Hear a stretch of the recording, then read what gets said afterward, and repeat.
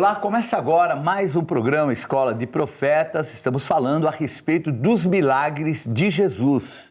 E hoje nós vamos falar sobre o andar sobre as águas. Os surfistas devem adorar, né? Mas vamos falar sobre esse andar milagroso que Pedro fez, que realizou e de ordem, muito importante até para o momento que eles estavam vivendo. Bom, Bispo Rueda.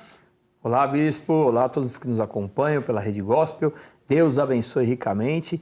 Hoje vamos literalmente, andar sobre as águas. É o tempo de nós deixarmos o Senhor nos conduzir, em nome de Jesus. Bom, e vamos ver então a passagem que acontece logo depois que é feito o milagre da multiplicação. E está em Mateus 14, versículo 23, que diz assim: E despedidas as multidões, subiu ao monte a fim de orar sozinho. Em caindo a tarde, lá estava ele só.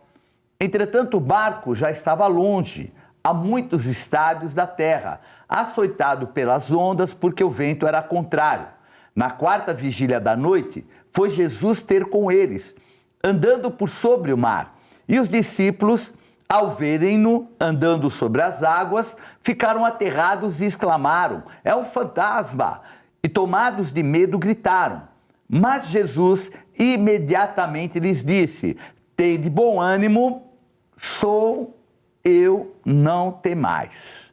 Então está aí o momento que já está antecedendo ao milagre. Então eu queria até fazer uma consideração aqui, porque num trecho sobre esse milagre, a Bíblia fala que Jesus os compeliu para irem. E eles vão passar uma situação meio complicada de oposição. Veja que era final de tarde, já começando a noite, e eles vão, na quarta vigília que Jesus vai até eles. Primeiro os compele e deixa eles lá remando. Já pensou remar? Vamos fazer um cálculo, Bis? Vamos fazer esse cálculo?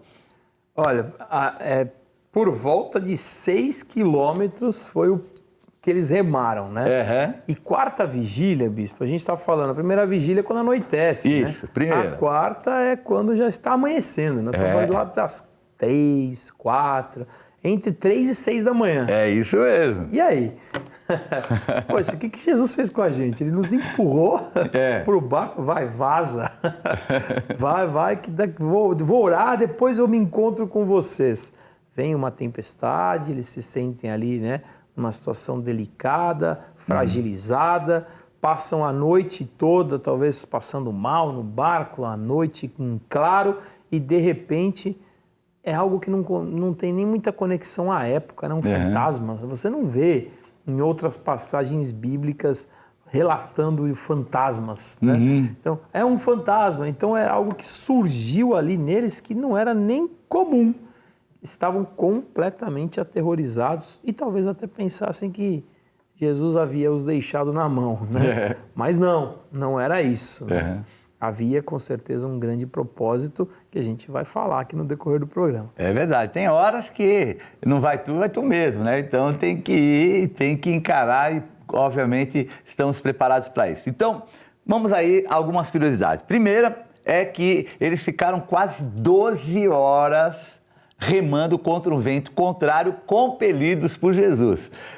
A segunda curiosidade é que, como Moisés e Elias, Jesus ia ao monte buscar a Deus. Então, olha que interessante, No Monte da Transfiguração foi assim, Bispo? Sim, inclusive se apresentaram, Pedro ficou tão estarrecido com o negócio, falou, não, deixa eu fazer aqui 3 tendas, Como é que pode? Porque ele teve essa visão do que estava acontecendo. Era um ambiente onde ele se separava mesmo, onde ele se dedicava à oração, onde ele meditava e buscava em Deus. Então, e a palavra nos ensina que nós devemos fazer isso, nos fechar nesse sentido. Jesus fala, fecha a porta do teu quarto, E assim, porque na verdade eles usavam aquele talite, eles se fechavam para orar. Nós já tivemos várias explicações sobre isso, porque as pessoas não tinham um quarto, normalmente em ambientes comuns, tal. Então é você se fechar ali, você se separar, você se desconectar, do que está ao teu redor para ter um tempo de qualidade com Deus. Jesus subia ao monte para ter esse tempo de qualidade. Afinal de contas, da maneira que ele era, como as multidões iam para cima e queriam milagre, é só se isolando mesmo. Né? Acho que não tinha um único instante que, aonde quer que ele estivesse, que não se juntasse muitas pessoas. Até telhados abriram para chegar a ele. Né? Para cumprir. Então, aonde ele ia, as multidões realmente se ajuntavam. E assim, algo interessante, né, que você até colocou, é como Pedro não conseguia se enxergar também, né? Porque estava ali Moisés representando a lei, Elias os profetas, homens que iam ao monte orar, Jesus, o Filho de Deus, e ele falando, vou fazer 3 cabanas. Quer dizer, ele estava pensando em algo operacional, enquanto ele seria, a próxima etapa era dos apóstolos. Mais importantes do que esse passado, era ele e os apóstolos. Ele, a noiva de Cristo, a igreja, fundamentada com poder. Foi dado a ele o ligar e desligar. O que ele está ligando e desligando? Vou fazer uma tenda aqui, uma para Elias, uma para Jesus. Aí vem o Senhor e fala, a ele ouvi, né? Ele é meu filho amado. Porque acho que Pedro não estava ouvindo a intensidade do que Jesus já tinha dado para ele. A chave dos céus. A chave do que ele estava vivendo, né? O que faz com que muitas pessoas percam de vista a oportunidade dada pelo Senhor à sua vida, porque não se põe no seu devido lugar. E nós ouvimos muito sobre isso em termos de não queremos avançar. Então, eu cresci ouvindo, se coloque no seu lugar, né? Isso normalmente é usado para quê? Para te dar limites. Mas, na verdade, se nós nos colocarmos no nosso lugar espiritualmente, qual é o lugar que nós estamos? Acima de principados, potestades, dominadores nas regiões celestes. Qual é o nosso limite?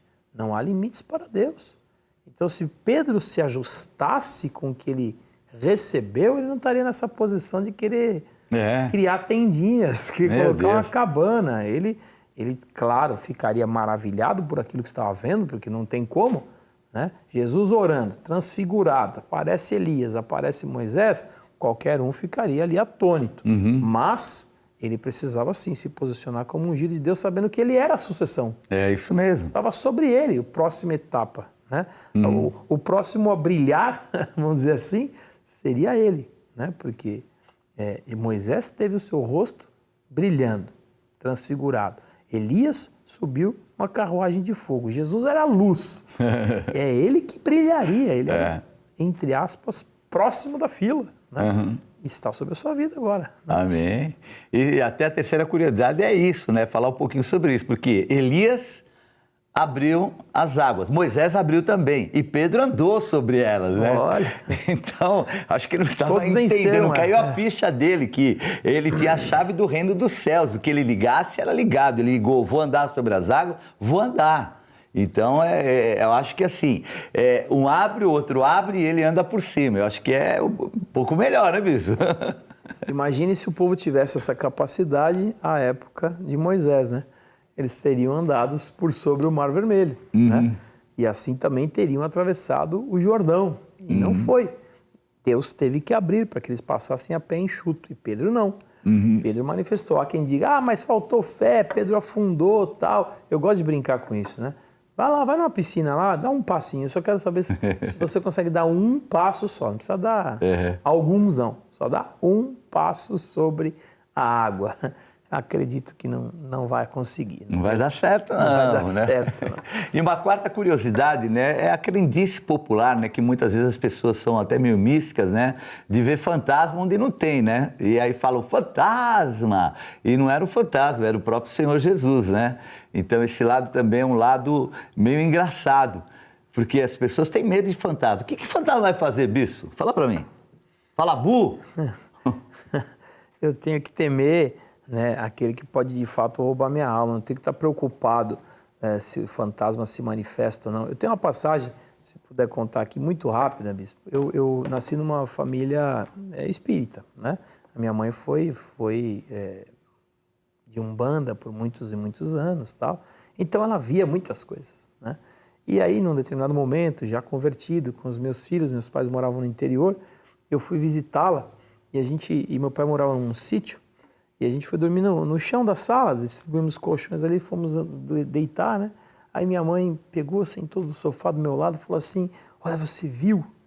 Viu o quê, mãe? Viu, olha, aparece ali um negócio de capa preta na janela e não sei o quê, e eu vejo, falei, olha, mãe, eu não vi, não vou ver, e enquanto eu estiver aqui, a senhora também não vai ver mais, porque eu não vim aqui ver fantasma e nem vim aqui ver ninguém de capa preta. Eu vim aqui ver a senhora e o pai. E ponto. E aonde eu estou, o Espírito de Deus está comigo e não vai ter nada. Então a gente deixa muitas vezes a nossa mente, porque é óbvio que existe o aspecto espiritual. E o mundo espiritual vai fazer o quê? Ele vai potencializar o que está na sua mente. O homem é aquilo que almeja na sua alma. Deus não te ajuda a ter bons resultados? Sim, quando você tem iniciativas. Então, Deus faz com que um vá valer por 1000, mas aquele tem que trabalhar por para que ele tenha potencializado o seu resultado. O diabo faz isso também no ambiente do medo, né? A pessoa tem medo, então ela escuta lá um pet dentro de casa, acha que é uma assombração. Né? O gato sobe na pia e derruba a xícara, meu Deus do céu, o cara se tranca no quarto e fala, tem sei lá, um fantasma na minha casa, né? Ou tem algum problema, um trabalho. Me lembro de uma oportunidade que a gente passando por uma dificuldade, começou a aparecer uns frangos na porta de casa e minha mãe achava que estavam fazendo algum tipo de trabalho pra gente. E era a minha cadela, eu tinha uma cadela que ela era caçadora e ela matava as galinhas da vizinha e trazia na porta de casa. Eu falei para minha mãe, olha mãe, a senhora nem para perceber e fazer para a gente uma canja aqui. Aproveitava. E era a minha cachorrinha que matava as galinhas. E a minha mãe via o quê? Problemas. Eu tenho um fato muito engraçado também, era bem no início mais assim da conversão tudo, que eu fui morar num local e tinha comprado aquele apartamento, e no quarto tinha assim, que nem resto de vela, assim no carpete, tudo. E aí eu já olhei aquilo... Parafina derretida. E eu falei, meu Deus do céu, não é que o cara acendia vela aqui? E aí eu comecei a encanar com aquilo. Eu orava, ajoelhava em cima, orava, repreendia, aí eu não dormia direito. Não conseguia dormir direito, às vezes eu via o espelho balançar, já ficava com aquilo na cabeça. Vira um tormento. Ligava a luz sozinha, aí começou aquela paranoia, eu guerreando. Aí um dia, depois eu vendi para a dona, ela quis comprar de novo o apartamento meu. Aí um dia eu chamei ela e falei assim, quem é que acendia a vela aqui? Né? E apontei para ela, ela falou, vela? Ninguém, eu sou evangélica, isso aqui é resto de cola do carpete que derrubaram aí. Meu Deus do céu, quanto tempo, né? E o espelho, ele tinha um furinho que ele ficava meio que solto, bateu com o ventinho que fosse, ele mexia. E também os botõezinhos lá, eles eram bem assim humildes, né, para falar vagabundo. E que eles próprios ligavam quase que sozinhos, ou desligavam também. Mas entrei numa paranoia que eu nem dormia direito, por causa de uma porcaria que era nada mais do que a mente da gente, né? A mente humana produz, Satanás conhecedor disso, ele monta um cenário que você talvez, né, tema, né? É o mal que eu temo que me sobrevém. Não é isso que a Bíblia diz? Porque você já começa a produzir na minha cabeça. Eu começo a dar espaço para aquilo acontecer. Porque assim como o milagre eu materializo, as coisas ruins também eu materializo. Eu começo a produzir na minha mente, eu começo a atrair aquilo para a minha vida, e não tem nada a ver aqui com positivismo ou negativismo, tem a ver com aquilo que você de fato produz mentalmente. Né? O que Salomão eu acabei de citar. E no mundo espiritual, né? Produz, no mundo espiritual você liga, não vai ligar na terra para ligar no céu. Então eu vou ligar o meu milagre, eu vou ligar também alguns problemas, se assim eu permitir. Né? Amém. E a quinta curiosidade é que quem estava lá era o Eu Sou, né? O Senhor Jesus. Não tema, sou eu sou. É o Eu Sou, o Deus Todo-Poderoso. Eu queria até ler aqui o texto, Mateus 14, 28, diz assim: respondendo-lhe, Pedro disse: se és tu, Senhor, manda-me ir ter contigo por sobre as águas. E ele disse: vem. E Pedro, descendo do barco, andou por sobre as águas e foi ter com Jesus.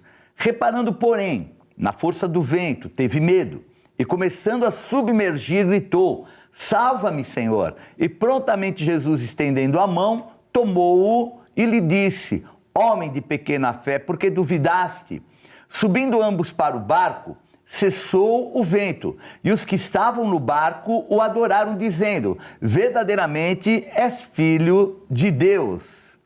Bom, Pedro às vezes era meio inconveniente, né? Mas pelo menos ele andou com Jesus. O que você acha, né? Muito ousado, metido, né? Porque as pessoas às vezes falam isso de quem tem mais fé e quer ir em encontro, né?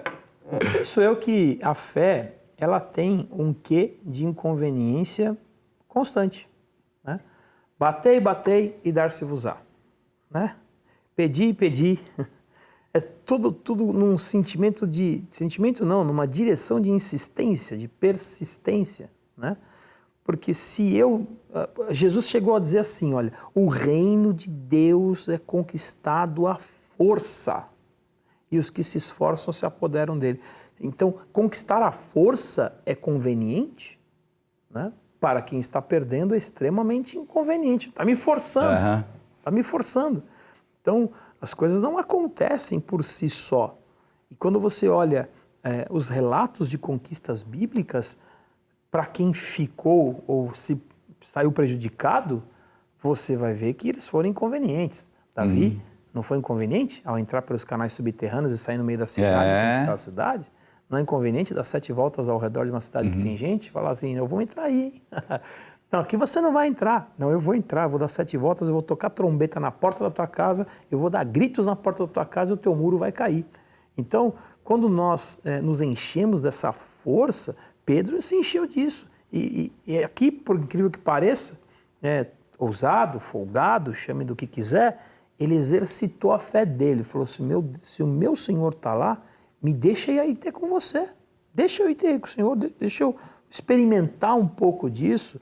E muitos de nós não experimentamos essa força de sinais e milagres porque nos falta essa ousadia. Né? Mas esse ímpeto é do Espírito Santo. O vento impetuoso é do Espírito Santo na vida do homem. E vai ter gente que não vai te compreender mesmo. E vai te ter como inconveniente. Paciência. Folgado, metido, tudo aquilo que a gente já ouviu. Não lembra mais dos pobres. Você já não vai viu, mais né? na casa dos parentes, assim vai, né? Mas a gente vê aí que, no final, ele não pisou na bola, ele pisou na água de forma errada também, né? Porque uma hora ele afundou, né? E a gente percebe que a falta de fé, né, o levou a afundar, né? E fica aí também um sinal. Porque muitas vezes as situações não como essa, né, de andar sobre as águas, mas de andar sobre problemas, andar sobre situações difíceis, andar sobre fases complicadas, você precisa manter a tua fé. Se você olha o problema e o enxerga maior do que a tua própria fé, vai acontecer aquilo que infelizmente aconteceu com ele. Jesus até chamou a atenção dele, né? Sim. Então só a falta de fé fez com que ele mergulhasse, bispo? Não, Ele prestou atenção nas evidências, né? É, isso aí.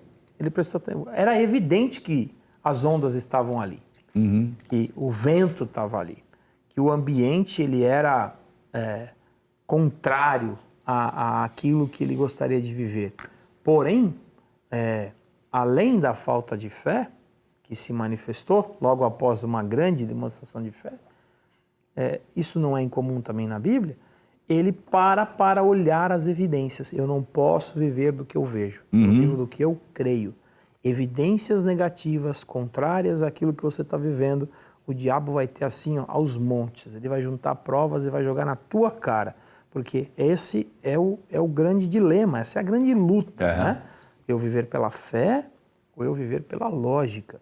Eu falo com propriedade, porque eu sou muito lógico, racional, amo matemática, né? Trabalho com sistemas dentro da nossa estrutura de igreja. Então, a minha cabeça é uma cabeça lógica. E essa, para mim, é uma luta constante. Confesso e conheço, né, os meus pontos de fragilidade. Eu preciso combater, porque a minha tendência é sempre calcular, fracionar, distribuir, pensar, dá, não dá, né? Às vezes eu falo dá, não dá muito antes, mas eu tenho que ir com o meu homem espiritual dizer, não, peraí, a última palavra está na boca de quem? Dele pertence, a ele pertence o sim e o amém. Então está na boca de Deus. Vou parar com as minhas contas aqui, Deus, está na tua mão. Está na tua mão, faz um milagre na minha vida. É a conta que não fecha, né? É que nem a da multiplicação dos pães. Divide e o Senhor multiplica, né? E alimenta 5.000. Não adianta, a conta nunca vai fechar, né? É verdade. Você que gosta de matemática, né? Tem a derivada e o cálculo integral. Então, nem 1 mais 1 a gente pode dizer que é 2. Tende a ser 2 indo com valor positivo para o infinito e voltando pelo negativo pelo infinito. Não faz. Tende a ser, né? Tende a ser. Pô, existe uma maneira de nós calcularmos tendências, né? E as tendências, elas, em sua grande maioria, elas se refletem pela verdade, mas nem sempre. Né? Nem sempre. A gente vê as tendências aí de pesquisas, por exemplo, eleitorais, elas nem sempre refletem a verdade. Aliás... Quantas eleições passamos que as tendências não se cumpriram, né? Por mais que você tenha cálculos estatísticos, amostragens que sejam muito seguras, elas não se efetivam. Por qual motivo, né? Porque é assim que funciona. Às vezes a gente tem uma perspectiva, nós fazemos um planejamento e até Jesus propõe parábolas assim, né? Você vai, calcula, fala, vou a tal cidade, venderei tanto, passarei lá tanto tempo, voltarei assim. Louco, não é assim que funciona, né? É Deus quem determina. Esse cálculo, de fato, a gente não consegue ter pelo motivo de que a gente não controla nada, nem o tempo, nem a nossa vida. Isso não quer dizer que a gente tenha que viver de forma descompromissada, né? E sem planejamento, pelo contrário, mas que a gente tem que ter sempre, com essa base de palavra que a gente está falando aqui, a nossa vida com uma perspectiva de fé. Então Pedro andou sobre as águas e só parou de andar porque prestou atenção na evidência e não mais na palavra de Jesus. Vem, Pedro, pode vir. Você vai andar comigo. E a outra passagem, né, que fala a respeito, né, desse momento e também do cálculo matemático, como estamos colocando aqui, está no livro de Marcos, né? Marcos, capítulo 6, versículo 51, diz assim: E subiu para o barco para estar com eles, e o vento cessou. E ficaram entre si atônitos, porque não haviam compreendido o milagre dos pães. Antes, o seu coração estava endurecido. Estando já no outro lado, chegaram à terra em Genezaré, onde aportaram. Então a gente vê aí, né, na outra, né, uma outra visão, né, a visão de Marcos, né, João Marcos, ele coloca o acontecimento posterior, né, ou foi realmente posterior. E eles não tinham entendido o milagre dos pães. Então, mas qual a semelhança, bispo? A semelhança é a impossibilidade. Que nós temos que aprender a lidar com a impossibilidade. Foi o que até, sem perceber, é o que eu tinha falado, né? A matemática de Deus, ela é bem outra do que a nossa. E é muito importante, porque é nessa área que a gente precisa, muitas vezes, ser trabalhado. Houve uma outra passagem que Jesus falou, cuidado com o fermento dos fariseus. E eles estavam prestes a subir no barco. Aí eles falaram, ixi, eu acho que ele falou, porque nós não temos pão, temos somente um pão. Jesus ouviu, olha que Jesus ouve, e ouviu e falou, mas vocês não entenderam nada, vocês não lembram o primeiro milagre que foi feito com 5 pães, vocês alimentaram 5.000 e ainda sobraram 12 cestos, e o segundo, alimentaram 4.000 e sobraram 7 cestos, vocês não compreendem ainda? É difícil algumas coisas, né, o ser humano compreender. Como é que nós podemos compreender?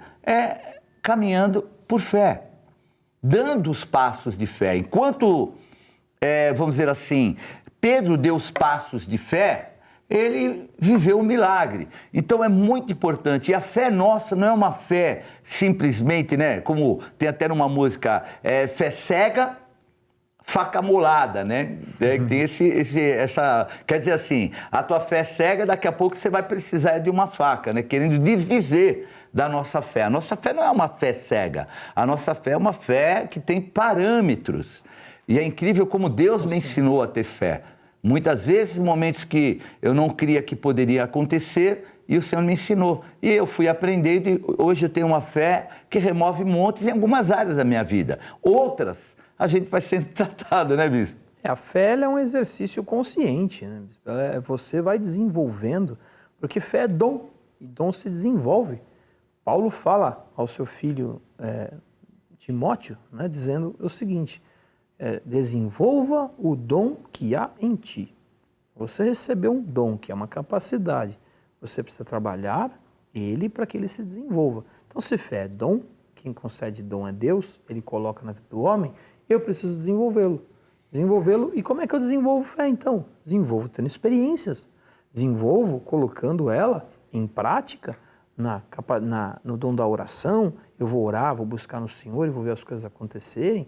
Em atos proféticos, eu vou ungir, eu vou abençoar, eu vou dar 7 voltas, eu vou fazer votos e consagrações, e assim eu vou ver o mover de Deus, eu vou me separar para o Senhor, eu vou fazer jejuns. Então assim se desenvolve fé. E cada experiência que você vai tendo, vai criando dentro de você mais confiança. Amém. Né? E você se dispõe a coisas maiores. E agora vamos então ao nosso sexto, né? Uma curiosidade. Aqui Jesus, ele faz, né, e vamos dizer até, entre aspas, provoca determinadas situações na nossa vida para que nós possamos trabalhar as necessidades mais importantes, que são as espirituais. Então, João 6, versículo 28, diz assim: dirigiram-se, pois, a ele perguntando: que faremos para realizar as obras de Deus? Respondeu-lhes Jesus: a obra de Deus é esta, que creais naquele que por ele foi enviado.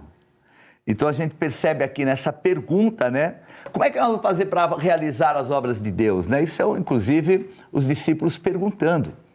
E é o quê? É ter fé naquilo que Jesus fez e sermos aqueles que vão reproduzir o que o Senhor fez, até pelo fato dele ter falado que maiores obras do que ele fez nós faríamos. Nós faríamos no nome dele. E a gente vê que o nosso ministério, né, o apóstolo Estevão, nosso pai, ele é a marca disso. Então, vamos dizer, começo da igreja, 3.000 entregaram a sua vida a Jesus. Nós já vivemos momentos que até mais do que isso. Eventos que foram feitos, então, que cremos, né? Na SOS da Vida, por exemplo, no Pacaembu, né? Que foi... O apóstolo até testemunha sobre isso, que para ele foi um sinal que ele pediu a Deus. Amém. Né?